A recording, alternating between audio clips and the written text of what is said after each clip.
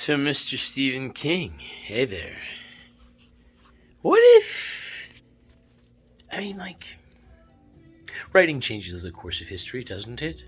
Great books, great moments, captured by great writers. Don't those, whether it's a landmark piece of philosophy, Descartes uttering, "I think, therefore I am," right?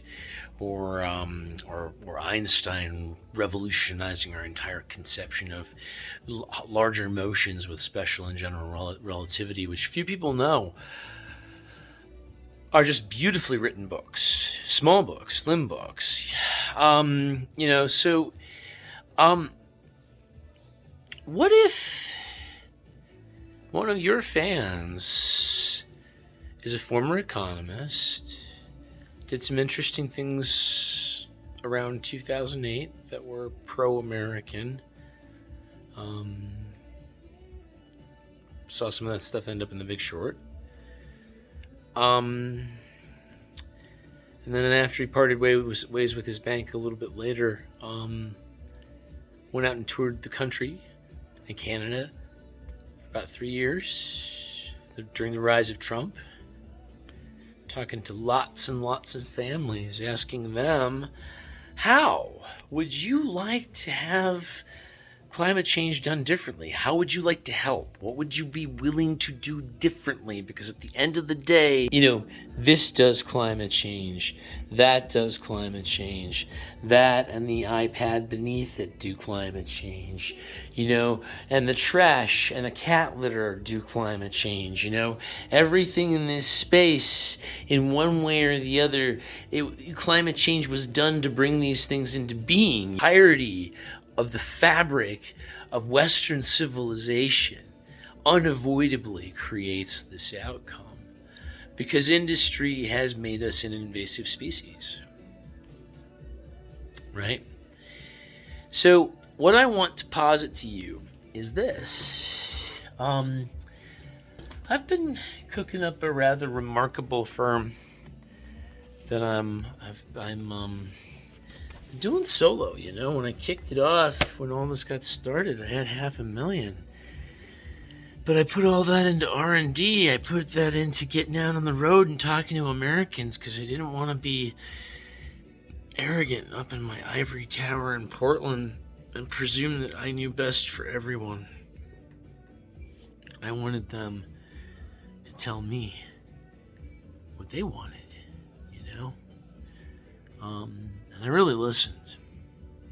Oops, that's not what that is. I really, really, really listened. So this is what, right? The Global Institute for Edenic Return. It is at edenicreturn.com. And what's really fun here is that there's a lot of stuff here. So these are our our initiatives. And what I want to show you here is one of the things that I did, and you're going to love this. This is so misery. This story drove me. I really don't like this. The story had driven me to a really dark place.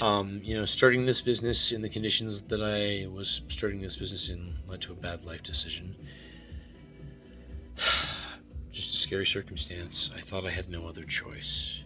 Rationally speaking, it was that or be arrested by the Trump people and taken to Guantanamo. I sincerely thought that was what was going to happen to me. So anyway, I went through 2 great treatment facilities over the course of the next 7 months. But once everything was said and done, nobody really knew what to do with me, and I ended up getting shuttled into the worst possible nightmare facility. And to keep myself alive, I wrote this book. And what I want to say to you, it's called Aeon into Apocalypse. It's a climate change thriller. And I'll just kind of read you the intro. Evan Quartermain had felt honored to be among the initiative's membership, but today's meeting was unusually foreboding.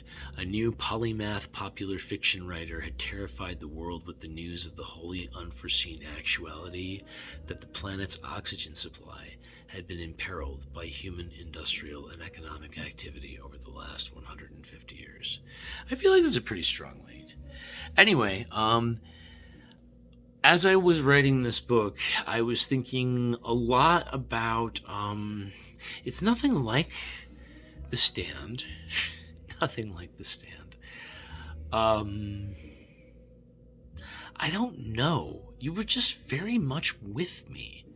I mean, it's nothing like The Gunslinger, but those were the two books that I kept picking up and reading over and over again. And the other book that I was reading was Dan Brown's Origin, and I was absolutely dedicated that I was not going to blow my mind-blowing reveal as badly as he did his in that book. So anyway, the purpose of this novel, Stretch Aeon into Apocalypse, is to fictionalize the successful launch of this company and also bring back to life my friend Chloe, who died under very mysterious circumstances while I was trying to launch the company. And so, that's kind of, I don't think anybody's ever done that before. I don't think anybody's ever launched a company and fictionalized its launch in a thriller. I think it's a pretty. I loved writing it.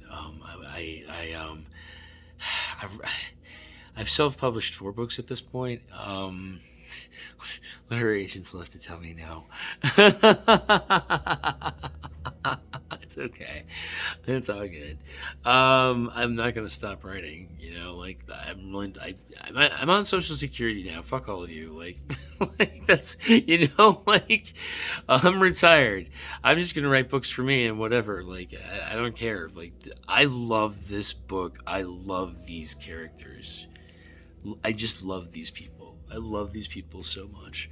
Their hearts are so big. Their hearts are so big that they get blinded by their investment in their heroic mission, and they make a huge, catastrophic, foolish mistake.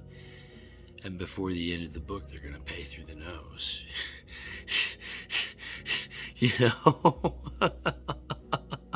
That's just all there is to it.